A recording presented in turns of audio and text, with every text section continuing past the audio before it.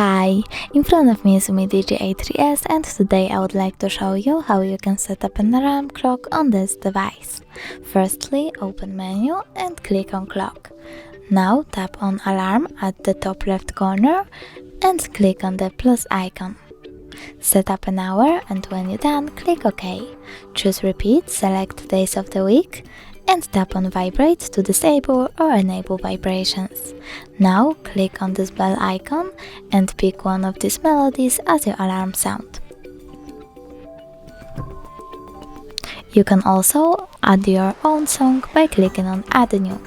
When you're done, go back, tap on label and label your alarm however you want to. Tap OK, and lastly click on this icon at the bottom lower right corner of your alarm.